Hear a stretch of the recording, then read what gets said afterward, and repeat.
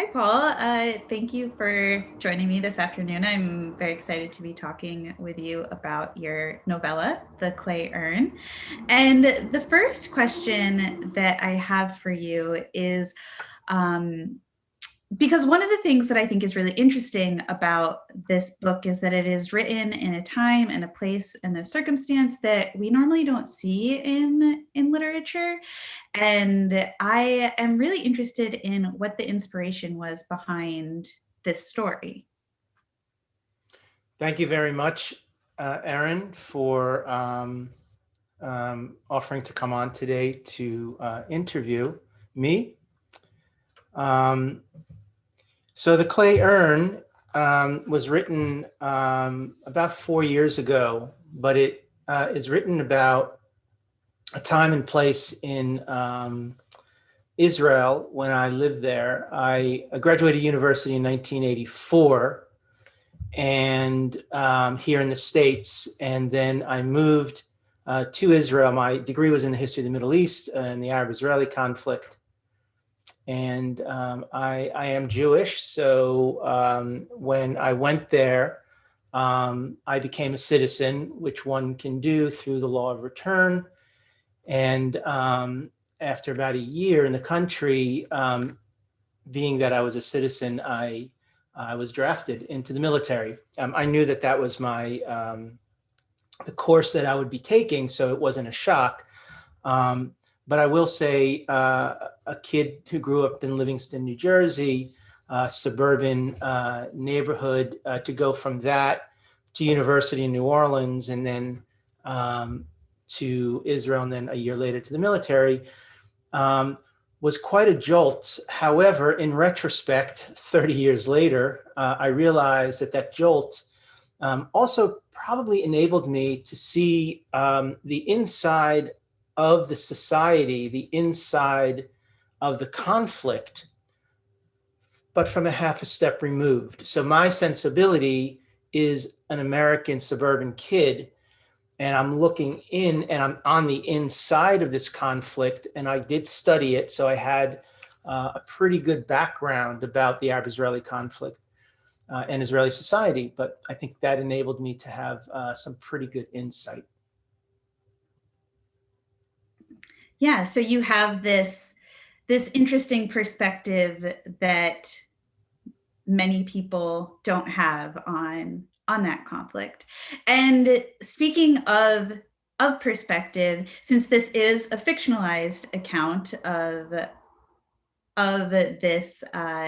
this conflict, the story is told from two different perspectives, from the perspectives of two different characters. So what was the decision making behind that, and what do you think it added to the story?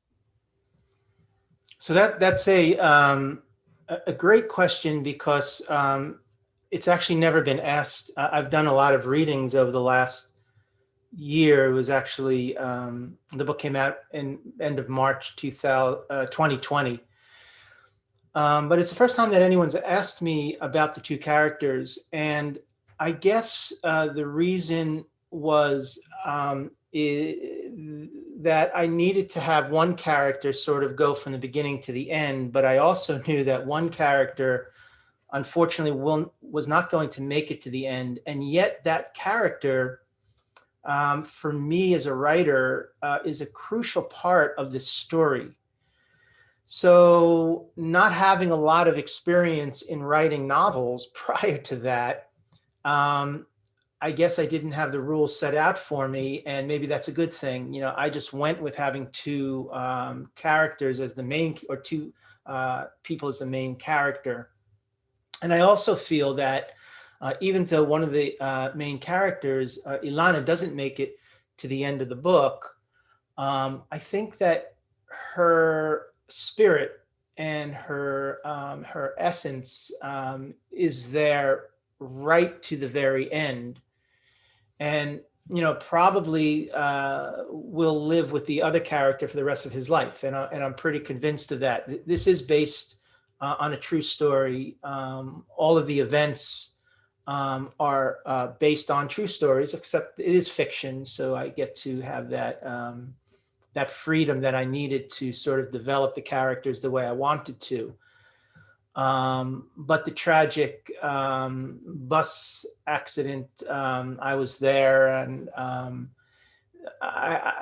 the person who died and I was with, I don't think she's ever really left me. I never knew her. I mean, she just happened to be there on the bus. And so I guess the spirit of people lives within you. And that, I think, was really the impetus behind me writing this book. Yeah, I think that's so kind of fascinating about this story, is that there is this real event that happened that is included in the book. It is clearly fiction, but what was that like, working with an event that was real and had really happened, and you had experienced, and then taking it and putting it into this book that is fiction, this story that is fiction? So I guess that's the beauty of writing. I'm not as involved in other mediums or intimately involved as I am with writing. I'm also a photographer, and I also dabble in film, but I'm really intimately involved with writing, meaning that I put my entire soul into the art form. And I'm a fiction writer, and I've always been a fiction writer. And what allows me the freedom is the creativity of making things up based on my feelings. So somebody once told me that, and I agree with that, I'm really a storyteller. I came late in my career to writing. I only started writing at about 46 or 47 years old. I'm 59 now, so only about 12 years. But what I always have been is a storyteller, whether it be with my parents or with my sisters or with my friends, and then later as a teacher. I've always told stories, and I love stories, and I love embellishing stories. And so I think fiction allows me to use that talent that I have of storytelling and mix it with this beautiful medium of writing. And so fiction is the way to go for that. I think that if I was a nonfiction writer, I would get stuck because I don't really want to write about Paul. It's not to say that I'm interesting or not interesting. I just don't want to write about Paul. I want to write about, through my experiences, I want to put that on other characters and really put my feelings into these other characters. And so with the Clay Urn, because these experiences are so close to me. I mean, it's amazing. And it's not just me, everyone can do it. You just have to get a little practice in there. But it's amazing that 35 years later, I can still smell, I can still feel.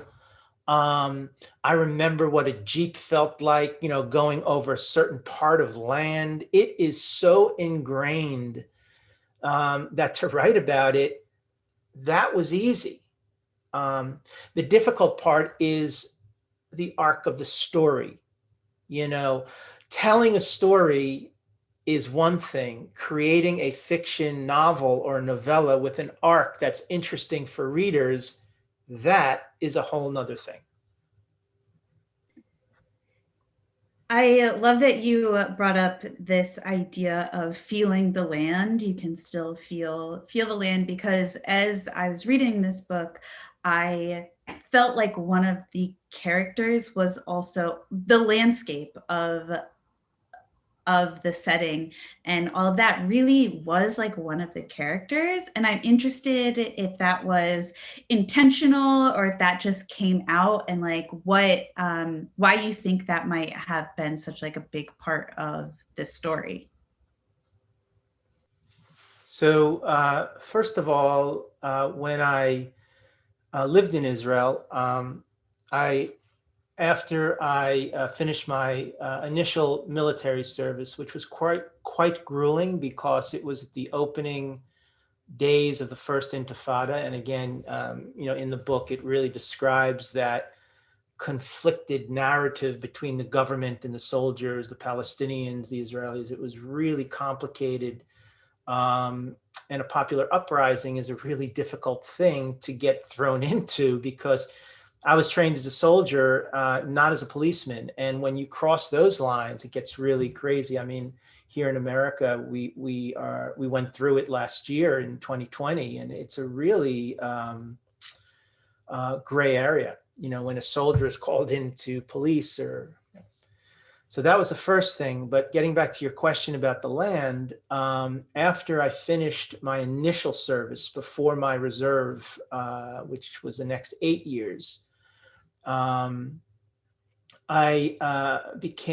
was accepted to a postgraduate work, which included a 3-year course with the Ministry of Tourism to become a certified tour guide. And if you can imagine the complexity of history, of the societies, and of the people in Israel and religions in Israel, to become a tour guide, to tour a group around that country, you really have to have a profound knowledge of all the intricacies of the land and the people. So during the course, we toured by foot every inch of that country, from north to south, from east to west. It's a small country, but it is really diverse, very much like California in that regard. Mountains and deserts and so on and so forth, snow-capped peaks and some of the driest spots on earth. And so you become intimate with the land. And also in the military, I was an infantry soldier, and infantry, we're not up in the air and we're not on the sea. We are on the land. And that is one of the issues that when writing about it became really natural. It became really easy for me to go back to my memory of the land. And there's certain times in the military where, all of the actions take place at night. And there's a lot of meditative moments because you're waiting for something to happen, or you're waiting for the command to complete the mission. And there could be hours of just sitting as still as you can and really absorbing what I call the beauty around me. I say it's beauty, but in the book, you'll see it's sometimes a very harsh beauty, a very terrible beauty, a very rugged beauty, if you will. But that doesn't leave you, and that comes also with people that do a lot of hiking, folks that are in the outdoors a lot. Those visions and those feelings can come rushing back to you if you write or paint or whatever it might be. Yeah, I have just one more question for you. So, since this is a historical story, it is taking place not in like contemporary times right now, but what are you hoping that people in the present day are able to take from this story? The people that are reading it now, living in the world that we live in now, what do you hope that they are able to take from this story? So one of my goals, probably it's always been my goal, but now as a writer, is to always hope that when somebody is finished reading my book or a poem, a little something different is changed for them. And so with the Clay Urn, I hope that after reading it, that somebody will understand the real complexity of that particular conflict, and that to fully understand any conflict, you have to first take a step back. And no matter how difficult it is, you must see it from both sides. You cannot be a a historical fiction writer or a storyteller, if you're telling the story about a conflict and only seeing it through the eyes of one or the other. And I think the Arab-Israeli conflict is truly a complex conflict. And that's also why a lot of times it's sort of easy with phrase words, one side or the other, to say, oh no, we're right, or you're right, or they're right. But when you really dig down, it's complicated. So to answer your question, Erin, I think that I would want people to come away from this story, from after reading this story, first of all, understanding the incredible weight that is put on 20-year-olds, 19-year-olds. You know, you're drafted at 18, and by 19, you could be leading a small unit, and by 20, you could be commanding a unit into combat. And you're also in the midst of another people's culture and world and life. And if you don't understand them, you know, that's going to create some real difficulties going forward. And that's what happened here in the Clay Urn, where an incident between a Palestinian and his father triggered something that ultimately had catastrophic result. And maybe if we just understood that one little situation better, you know, we might have had our main character at the end. And that's my hope, is that, you know, conflicts will always be understood from both sides. And the last thing I want to say about that is I taught for many years the Arab-Israeli conflict, and I would be you know, sort of thrown into these classes where there are students from abroad, English-speaking students from abroad, who were coming in to my class in Jerusalem to do before they go to university. So they would do like 3 months of learning about the history and the culture and the conflict. And, you know, the way I approached it is I would always start by saying, okay, pretend you just moved into a neighborhood and your neighbor on your left did this. How would you react? You know, and then all of a sudden they start to see the world not through Jewish or Muslim eyes or Arab or Israeli eyes. They start to see it, well, this is our neighborhood. How do we want to act?